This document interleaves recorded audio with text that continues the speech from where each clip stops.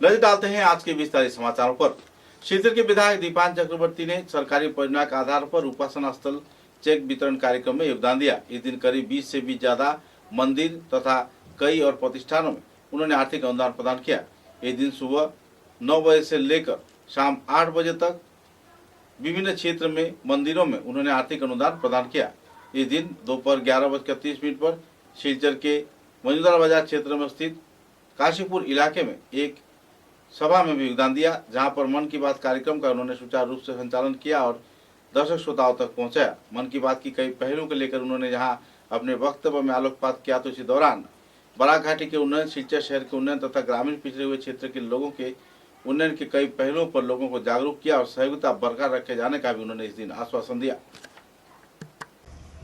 विधायक খুবই আনন্দ লাগলো।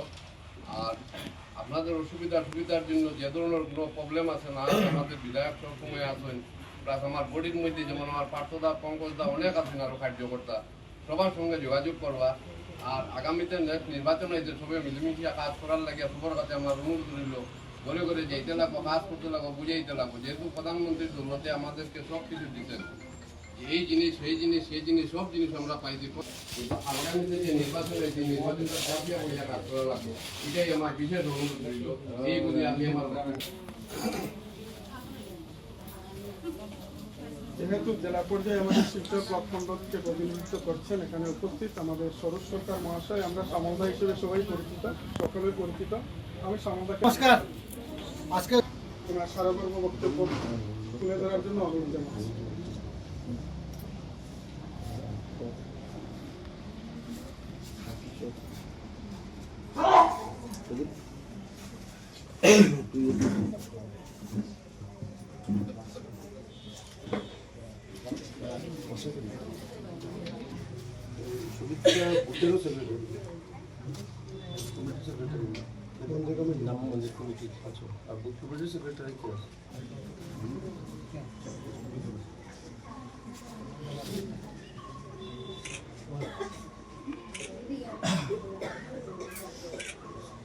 যে বিদেশে কি করে আমাদের দেশের জিনিস রপ্তানি হয়, সেখানে কারা কারা আজকে ভারতবর্ষতে একদম ছোট ব্যবসা থেকে শুরু করে আজকে ব্যবসাটাকে বড় করে তাদের যে প্রোডাক্ট সেটাকে বিদেশে রপ্তানি করছেন, এই কথাও আজকে উল্লেখ করেছেন। আমরা দেখেছি যে মহাকুম্ভের কথা এখানে উল্লেখ করেছেন। এখানে রপ্তানির ব্যাপারে অনেক নাম উল্লেখ করেছেন, অনেক স্টেটের মানুষের কথা উল্লেখ করেছেন, যেমন কেরালা, দিল্লি, পশ্চিমবঙ্গের একজন ব্যানার্জি, ওনার কথাও উল্লেখ করেছেন প্রধানমন্ত্রী সেটাও উল্লেখ করেছেন মুখ্যমন্ত্রী তদ্রূপ ডক্টর হিমন্ত বিশ্ব শর্মা মহোদয়। এই আসাম রাজ্যের মানুষের কল্যাণের জন্য গত 5 বছর যে অসাধারণ কাজ করে গেছেন, সেটা আসামের ইতিহাসে ভারতবর্ষ স্বাধীনতার পরবর্তীকাল থেকে সেটা নেই।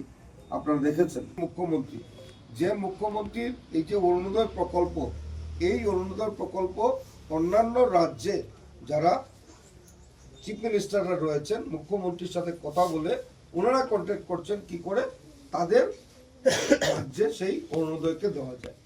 আজকে নিযুত ময়না আঁচনি, এই নিযুত ময়না আঁচনি কংগ্রেস একটি কথা বলে থাকে যে ভারতীয় জনতা পার্টি, ডক্টর মুখ্যমন্ত্রীর সরকার, এই সরকার আর আঁচনির সরকার। আমি তাদেরকে আজকের দিনে প্রশ্ন করতে চাই, দিদি আপনি বোন দিদি কথাটা শুনেন। পড়াশোনার পরিবেশ এই ঘরের ভেতরে পাবে, তখন এই শিশুটার জীবন একটা সুন্দরভাবে গড়িত হবে, একটা সুন্দর স্বপ্ন নিয়ে বড় হবে। যে শিশুটা বড় হয়ে আগামী দিনে এই রাজ্যের ভবিষ্যৎ হবে, এইভাবে চিন্তা করে আমাদের সরকার, ভারতীয় জনতা পার্টির সরকার কাজ করে যাচ্ছে।